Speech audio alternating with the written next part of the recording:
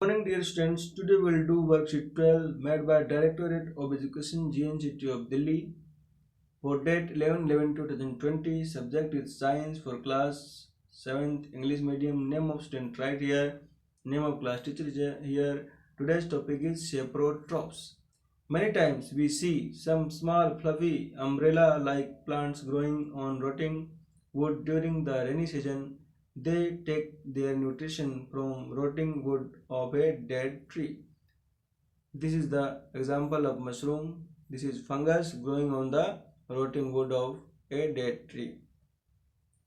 The mode of nutrition in which organisms take in nutrients from dead and decaying matter is called saprotrophic nutrition mode of nutrition, and such organisms with saprotrophic mode of nutrition are called saprotrophs.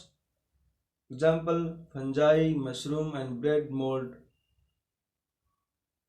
yeast are the example of saprotrophs.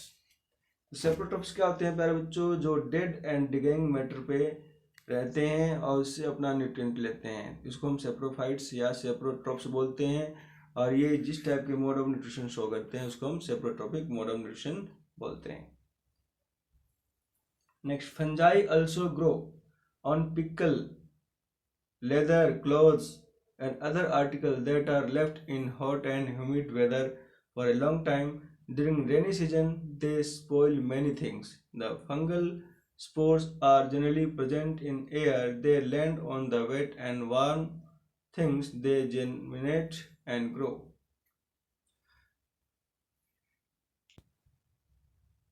Next, fungi can be useful as well as harmful. For example, mushrooms are eaten as a vegetable where yeast is used for producing alcohol. Some fungi like penicillium fungus is used in making antibiotic penicillium. Fungi also cause disease in plant and humans. The skin disease called ringworm in humans is caused by fungus. तो इसमें ये कह रखा है प्यारे बच्चों कि fungus जो हमारे लिए यूजफुल भी है और हार्मफुल भी है।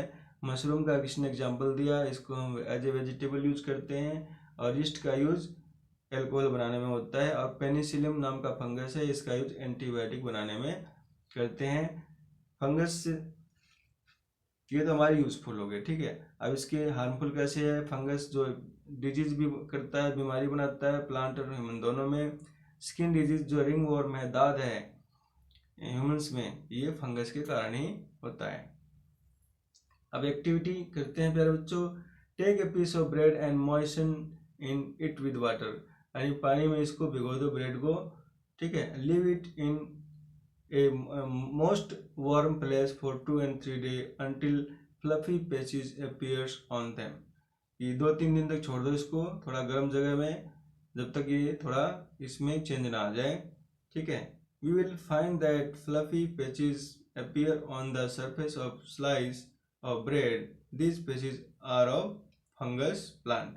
इसके ऊपर ये चेंज हो जाता है कलर। ये जो फ्लफी पैचेज है इसकी ये फंगस प्लांट का ये फंगस प्लांट होता है, ठीक है फिर बच्चों। अब नेक्स्ट है, some organism live together and share both shelter and nutrients. कुछ ऑर्गेनिज्म ऐसे होते हैं जो अपने शेल्टर और न्यूट्रिएंट्स दोनों को शेयर करते हैं, एक साथ रहते हैं। This relationship is called symbiosis and plant are known as symbiotic plant. For example, certain fungus live inside the root of plant and the plant provide nutrient to the fungus. Fungus को तो plant nutrient provide करता है और fungus in return क्या देता है? Provide water and certain nutrients to the plant. This type of nutrition involving symbiosis occurs in the plant is called lichens. Lichens में ऐसे symbiosis mode of nutrition show होता है। In lichens, the green colored plant called alga and non-green plant fungus live together. The fungus provides shelter, water